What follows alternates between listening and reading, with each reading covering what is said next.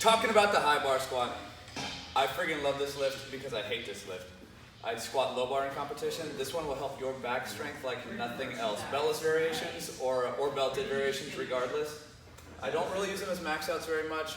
I have had a lower back injury, so it kind of aggravates scar tissue with really heavy weight, but as rep work and just trying to kill beltless rep work, it builds so much core strength and so much back strength. They're super important. So we're going to talk about proper execution and kind of how to use them, when to use them in training, things like that. So with the high bar position, thankfully you don't need as much mobility, but I'm going to go over a little bit of kind of like gleno-humoral mobility that you guys might need to get in a good position. Where your hands don't want to be in a high bar squat is this.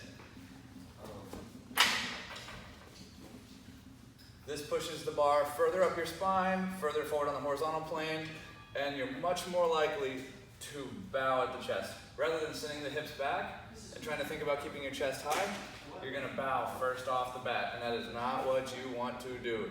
Squatting should be hips, okay? So, pull the elbows into you, pull the bar into your back, stay tight, big air, push the hips back, break parallel, push straight up, okay? There are a couple cues. This is a more advanced thing. Some cues are meant to facilitate a response, meaning they don't necessarily, the coach doesn't necessarily want you to do what the cue says, but saying those words makes you do what you're supposed to do.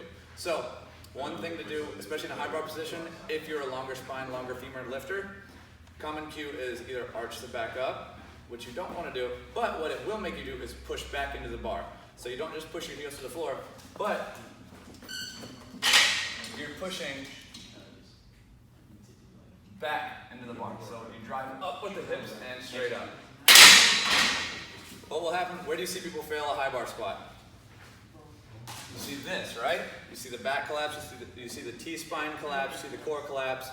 A lot of times it's because they're only thinking pushing straight up. If your back isometrically is not strong enough to hold the weight where your hips can, you fail the lift. Simple as that. That's why you fail any lift, if something's not strong enough.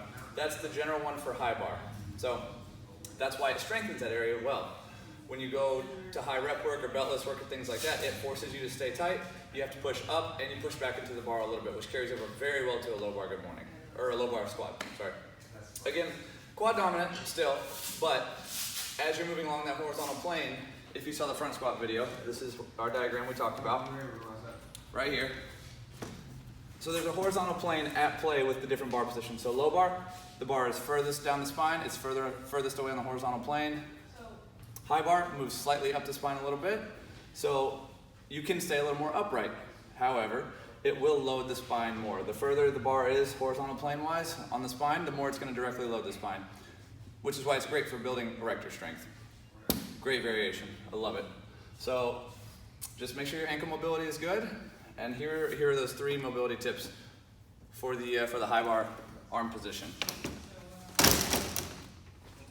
Lat stretch, right here. Forearm stretch. Pec stretch, right here. Pec minor, elbow at 90, and pull across the body.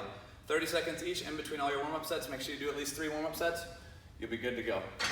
That's your high bar squat.